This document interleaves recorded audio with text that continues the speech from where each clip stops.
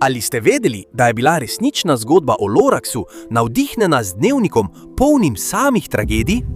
Ta film je izšel leta 2012, vendar so prvotni navdih našli šele pred kratkim. Velika podjetja so jo namreč skrivala pred javnostjo iz groznega razloga. Hoteli so nas prepričati, da se pravi Lorax imenuje Truax, vendar njegov pravi izvor pozna le malo ljudi.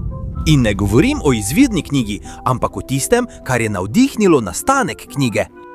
Dobrodošli v še eni epizodi žalostne zgodbe v ozadju. Za vse ljubitelje mačka, klobuka ali grinča boste vedeli, da je izvirni ustvarjalec Loraxa Dr. Seuss. Od tam je Illumination črpal navdih za ustvarjanje filma in ga spremenil v uspešnico svojega časa. Toda, si že videl ta film ali ne, pripravi se, da izveš veliko stvari, ki si jih o tej zgodbi ne bi nikoli predstavljal. Da bi spoznali pravi izvor Loraxa, moramo razumeti sporočila njegovih dveh zadnjih priredb, filma in knjige. Oba imata isto sporočilo, vendar z več zanimivimi točkami, ki so bile spremenjene. Kot, na primer, enkratnik. V knjigi je enkratnik edini zlobnež, ki se pojavi v zgodbi. Gospoda O'Harryja ni, prav tako ni enkratnika. Je fant, ki ga je zavrnila lastna družina in ki išče le uspeh. V knjigi imamo samo enega ambicioznega zlobneža, katerega obraz nikoli ni razkrit. Po drugi strani pa bi lahko rekli, da je Lorax izbranec narave, ki skrbi za celotno svoje okolje. Ve, kdo so tisti, ki so v stiski in celo lahko začuti bolečino drevesa, ko pade. On je tisti, ki skuša prepričati enkratnika, naj dvakrat premisli o svojih dejanjih, da ne bi uničeval celoten gozd truful. Zadovoljen? Si napolnil svojo notranjost z izogibanjem? Ali potrebuješ še več? Na koncu je bil ves ta trud zaman. Vrste, ki so živele v tem gozdu, so izumrle. Bradači medvedi, ki so jedli trufule, ptice in humi labodi, ribe, vsi so izumrli, dokler ni ostal le ubogi in osamljeni Lorax. No, to je res močna zgodba, če jo analiziramo. Toda Illumination je poskrbel, da je zgodba manj močna za občinstvo, tako kot je to naredil dr. Seuss s prvotno zgodbo, da je lahko izdal svojo knjigo za otroke. Ampak kaj je potem prava inspiracija za Loraxa? Kaj je videl dr. Seuss in je bilo šele nedavno odkrito? Poglejmo, kaj bomo odkrili. Leta 2021 so pod nekaj skalami našli več strani iz dnevnika V, katerem se iz dneva v dan opisuje, kako podjetje z imenom Onceler ali enkratnik prevzeli so nalogo posekati celoten gozd. Vse te strani so polne močnih prizorov za mnoge, vendar vam bom v tem videu prebral nekaj odlomkov iz teh strani. Torej, če si občutljiva oseba in hitro jokaš, pripravi robčke. Prvi dan. Danes so me poklicali iz moje luknje. Ko sem slišal jok trufulinega drevesa, sem se soočil z mladeničem, ki je sekal drevo. Rekel mi je, da bo iz njegovih laskov naredil večnamensko obleko in da bo vse v redu. 7. dan. 10 ljudi je prišlo in začeli so sekati drevesa. Ne morem verjeti, kako hitri so. Na začetku smo jaz in bradaci objemali drevesa, a njim ni bilo mar in so nadaljevali s sekanjem. Toliko je trufu, da so delavci preprosto šli sekat druge. 11. dan. Kričanje dreves je neznosno, moramo jih ustaviti zdaj. 12. dan. Ubili so Barbaro, enega od barbalutov. Pokvarjal je motor stroja, ko ga je varnostnik ustrelil. On je enkrat vzel telo Barbare, da je nismo mogli pokopati. Vedno se bomo spominjali tvoje žrtve, Barbara. Dnevnik se nadaljuje še mnogo dni in se konča seznamom 578 imen, ki so verjetno tisti, ki so umrli v vsej tej krčitvi gozdov. Omenjeno je tudi, da semenom trufole traja 10 let, da začnejo rasti.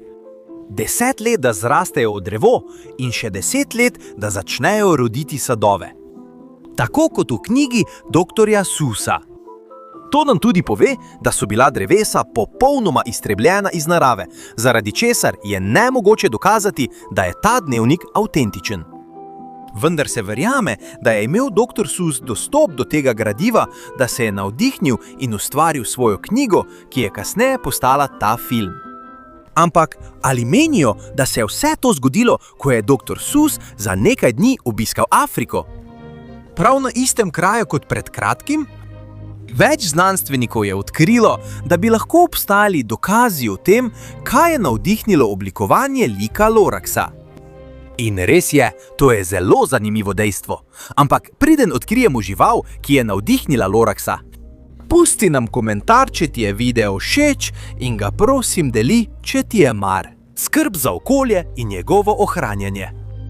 Dr. Seuss je bil naravoslovec in okoljevarstvenik, ki je rad raziskoval naravo, ohranjal življenje in odkrival nove vrste.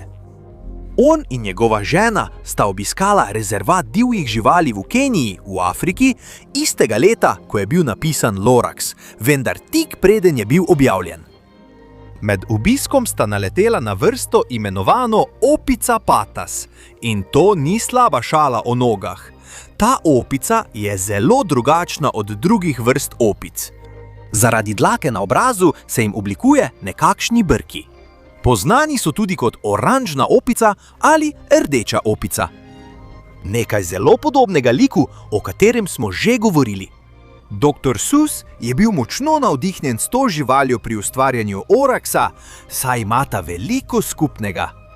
Najbolj zanimivo pri teh naključjih je, da opica patas zelo zavisi od drevesa, imenovanega Acacia drepanolobium ali žvižgajoča akacija, ki proizvaja majhne plodove vinske barve, zelo podobne tistim, ki so jih jedli barbalutusi. Preden je el una vez posekal vsa drevesa truful. In to ima veliko smisla, saj v vseh zgodbah, tako v dnevniku, knjigi, kot tudi v filmu. Lorax brani drevesa, kar pomeni, da Lorax ni čarobno bitje, ki brani gozd, ampak je enak tem opicam, ki so odvisne od dreves za preživetje. To pomeni, da je Lorax še en član divje skupnosti. Resnica je, da tega dnevnika ni mogoče potrditi kot pristnega, vendar se vse zgodbe, tako imena kot dogodki, zelo dobro ujemajo z zgodbo Loraxa, prav tako pa tudi ime nekdanjega glavnega zlobneža. Ves, ta material je bil zagotovo glavna inspiracija za to, da je dr. Seuss ustvaril to zgodbo. In najbolj impresivno od vsega, Orax. To je pomen sporočila, ki ga je pustil, preden je odšel, in ga je lahko razvozlalo le nekaj ljudi. Pustil je nekaj kamnov z besedilom, razen če... Ali ti veš, kaj nam je želel povedati Lorax?